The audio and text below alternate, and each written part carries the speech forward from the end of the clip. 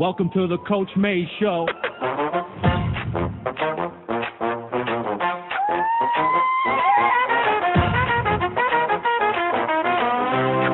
We winning,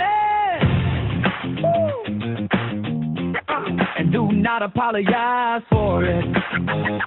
Confidence, composure, class. The setback leads to the setup. Hey, welcome back to Win, the Coach May Show.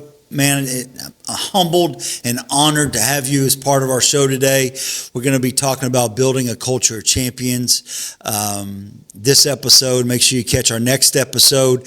We're going to be following up on what we talk about today.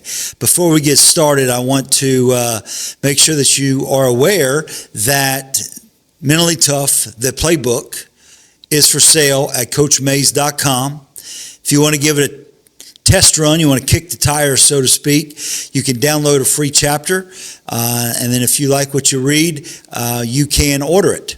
Not only will you be able to download it, and it's a fillable PDF, but you also will receive a hard copy in the mail. So try it out. I humbly ask you to order your copy and see if it can't make some positive changes and impacts in your life and how you live what we call the disciplined day. It's not a book of motivational quotes. It's not a narrative. It's a system. It's a process that will help you become more mentally tough on a day-to-day basis. With that being said, let's get started. Culture. Way overused.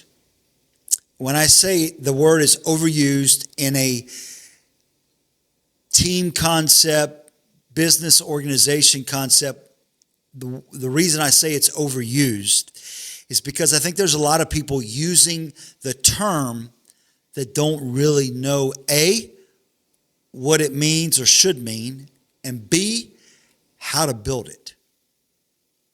They just know that it's been successfully built and implemented in other areas that they're trying to mock, so they're using the word culture in their own programs. So let's start out by defining what is culture. Culture is a set of beliefs that drive a set of behaviors that lead to your results. Three things: beliefs, behaviors, results. The decisions, the behaviors, the actions that lie between your beliefs and your behaviors, those are called standards. And by living to your standards, you get your results. However, to build a culture, you have to reverse engineer this process. What are the results that we want? Well, you have to be careful answering that right off the bat with a trophy, a championship, a winning metric. That can be part of your vision, but your results need to be bigger than any one game, any one victory. So you got to figure out what the results are that you desire for your program to achieve, and then reverse engineer it. Then what are the behaviors that you're going to have to hold your team members accountable for in order to get those results? And in order for those team members to behave a certain way, to live to certain standards, they have to believe in certain things and in a certain manner. What are those beliefs? So I think you have to reverse engineer it. Start with your results, build back to the behaviors that are desired, and then what are the beliefs that will drive those behaviors. And then once you establish those, you're on your way to, at least on paper, building the infrastructure for your program's culture. You know, one of the things that I ran into when I was trying to build a culture at Kentucky Wesleyan, we're talking 2017, 2018. I was hired the seventh game of the season as the interim head coach. okay, after our head coach had stepped down for medical reasons. And I'd got there late in the summer. I didn't get to recruit any of the kids. First time being a college head coach. I totally skipped this process. I just went into, I'm the head coach now. This is an opportunity I've been waiting for my whole life. These are my values. This is my mission. This is my vision. These are the standards I have for you guys. And that first team meeting was a disaster. Now, I didn't know it at the time. Heck, I don't even think the players knew it at the time. Maybe they did, but I didn't. But it was me. It was all about what I wanted. And that's why we finished. I mean, when I took over, we were 1-6, but we finished 500 on the season. One of the 2 seasons in my whole career that we didn't finish with a winning record, and that's probably a reason why, because I started it not knowing how to build a culture, not knowing the importance of beliefs, behaviors, and results. What I would have done differently in that example, and what I have done differently since then, is making sure that the stakeholders in our program participate in 3 things. When it comes to culture building, your players, your team members, your employees, what I call the stakeholders in your success, they have to know it, they have to do it, and they have to own it. Let's start with the first one. People in your organization have to know your culture. Yes, that's as literal as being able to recite things like a mission statement and a vision statement. An example of that would be the high school teams I've coached here in the past, half a decade. We would start with a senior class, and every day one senior would have to articulate the mission statement. Confidence, composure, class. Our players are going to have the confidence to obtain what they set out for in life. Composure. Adversity is going to strike. It shouldn't derail your pathway to success. It should intensify your desire to succeed. Class. No one's going to remember the thing that happens. They're always going to remember how you reacted to the thing that happens. Vision statement. We're going to produce championship experiences and personal development. If you're pursuing one, you're going to excel in the other. I can articulate it. I can recite it. I'd like to think that our players that have participated in our program in the past could do the same, even to this day. And then we work down the juniors, sophomores, freshmen. But at the end of the year, everybody in our program will have to be held accountable for articulating and reciting from memory our mission and our vision statement. That's one way of knowing the culture. Do it. You got to, as the leader of your program, you've got to articulate what the standards are. Remember, standards are the decisions and actions that lie between the beliefs and behaviors as you build your culture. So you've got to live the standards daily. You have to be a visible example of those standards. The example that you set has to be above the line, meaning here's the line. We only accept anything above it, nothing below it. So you have to live above the line, so to speak.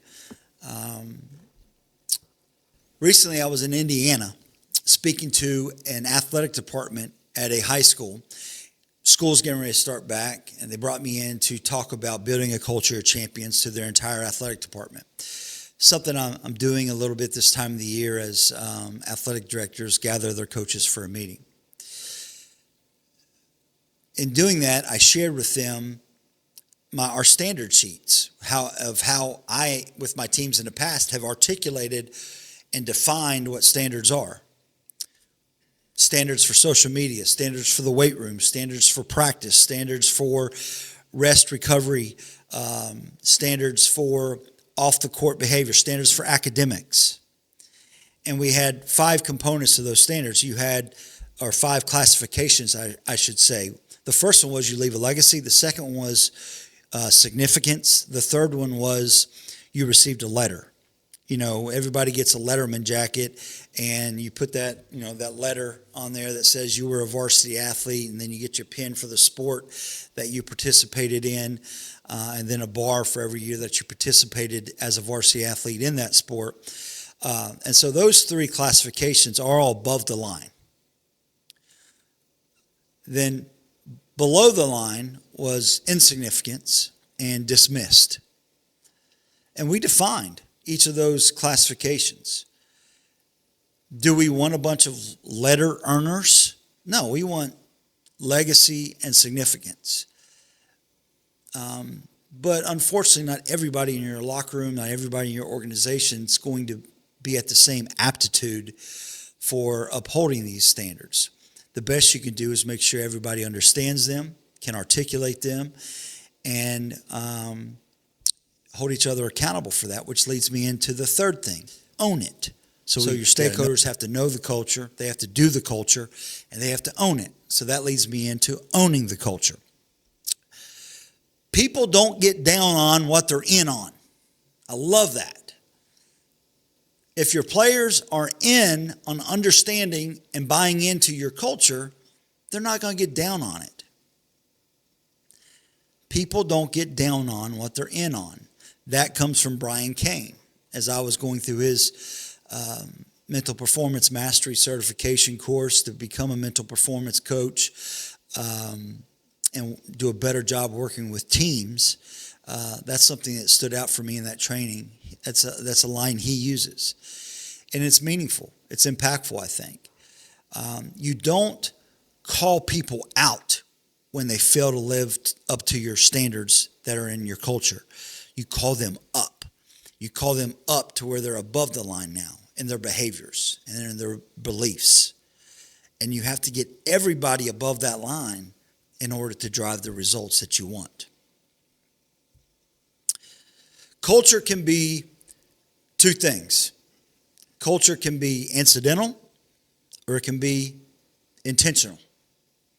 Obviously, you want your culture to be intentional. Let's start with the incidental culture. When you're reactive, when you're inconsistent. I like this point. When you're hope-based. I hope this is good enough.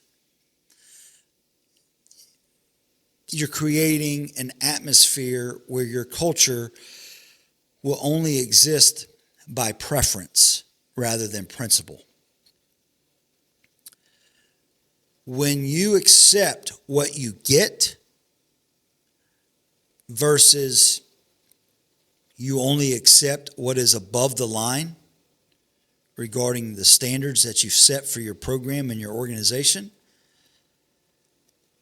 you end up having an incidental culture. But you develop an intentional culture when you accept only what is above the line. I'm going to read here what you get when you only accept what directly lies between your beliefs and your behaviors, which are defined as standards. You're building an intentional culture. When you're proactive, not reactive, when you have alignment, everything you do is in alignment with your mission, your vision, and your standards. Everything you do is in alignment with the beliefs and behaviors that are in your culture. You seek alignment before you seek any kind of assignment. You seek alignment before you seek any kind of achievement. Okay? You're mission-driven. You're purpose-driven. You're principle-based, not preference-based. And you truly live to your standards. So you don't want to build an incidental culture. You want to build an intentional culture. And there are 6 components that go into that: connection, communication, consistency, courage, character, and competence. Next episode, we're going to talk about each of those 6, the 6 C's that go into building a culture of champions. Don't forget, CoachMays.com. Download a free chapter of Mentally Tough, the playbook. Order your copy today. Thank you for joining us for Win, the Coach May Show, where we will not apologize for winning. And do not apologize for it. Covered it.